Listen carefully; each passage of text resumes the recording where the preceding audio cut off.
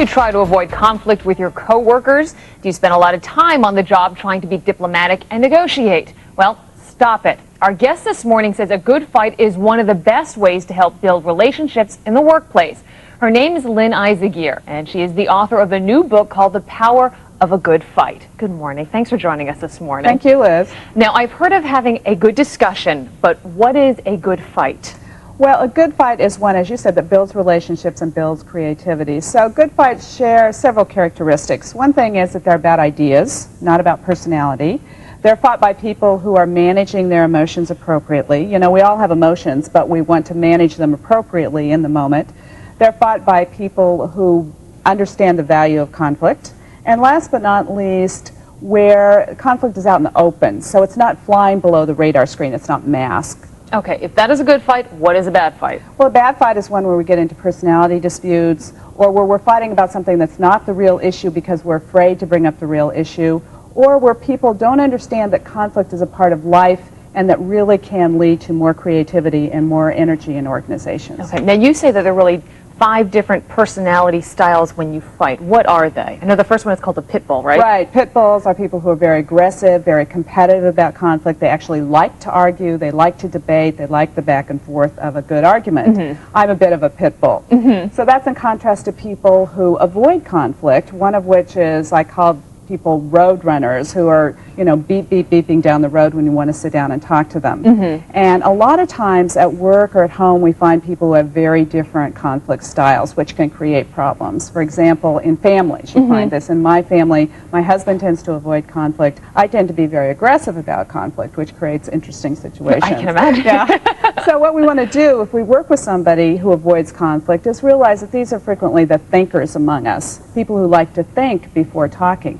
Now, who knew you could think before talking? I certainly didn't. No, not of course. I never had an unexpressed thought. So what we want to do is give them time to think. Tell them we want to talk about something, make an appointment to talk to them about it later so that they have time to get their thoughts together. Now, let's say you are the road runner, okay, and you're dealing with the pit bull. That can be very intimidating, I would imagine, somewhat overwhelming at the same time. It can be. And what you need to understand about pit bulls is that they have a lot of passion, they have a lot of energy, so you need to let them talk. You know, sort of give them a lot of space to talk a lot, to express their emotions. Keep asking them open-ended questions. If you can't think of something else, say something like, tell me more.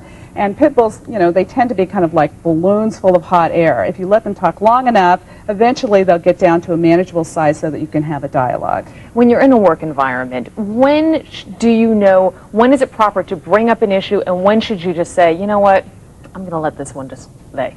Yeah, well, obviously that depends on the situations, and it's always a good idea, Liz, to pick your battles. But I like to talk about assuming leadership in conflict. So I think that generally we wait too long to bring up important issues because we hope they'll go away, or again, we think that conflict is somehow dysfunctional.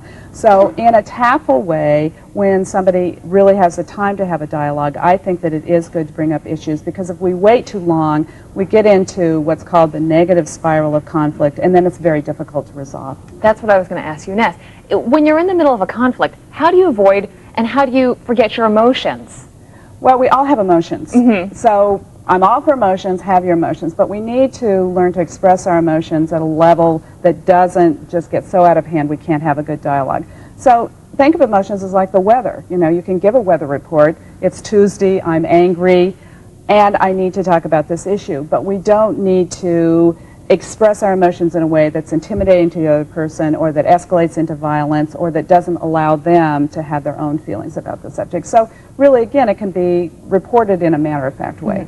Are there any businesses that you know of that use this type of approach of encouraging conflict in their business? Well, I think that there are a lot of people who are doing it. You know, my clients, for example, people like Harley Davidson or Bristol Myers, people like that, do encourage people to speak up and have dialogue. And I think that if you have that, we can avoid some of the problems we've had in corporate America lately, where obviously if you have huge amounts of corporate fraud going on, you haven't created an environment where people can speak up if they know something is going on that's wrong. So we want to create environments where people feel comfortable if they see an ethical or legal violation speaking up about it.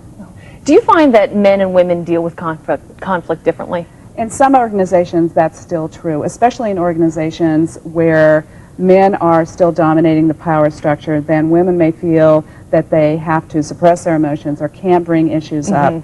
So sometimes women will triangulate conflict. They'll talk to somebody else about the issue rather than going to management, or sometimes they will wait too long to bring up an issue and then explode at times that other people may feel are inappropriate because the issue has gone on for too long. So for the women that do that, what kind of suggestions would you have for them? Again, I would suggest that they bring up issues sooner and realize that it's not a negative thing to have conflict, that if they're willing to speak up and assume leadership in the situation in a diplomatic way, in a skillful way, that it can be a positive in the long run. Okay, let's say you do bring up an issue and then you are in the heart of a conflict and it is not going well. You actually have 3 what you call last-ditch questions that could probably help. What are they? Right. Well, I think one thing that you can ask is, what will you do if we don't resolve this? What do you think I will do if we don't resolve this? And last but not least, I think it's always a good thing to take a break, to realize that conflict resolution can sometimes take more time than we like. We live in a society where people scream at the microwave because it takes too long and everybody wants everything drive-through. Right. So sometimes we just need to take a time out and then come back and start over again. All right. The new book is called The Power of a Good Fight. Lynn Izagir, thank you so much for coming in this morning. Very good tips. We really appreciate it. Thank you, Liz. And you are watching Romans Now.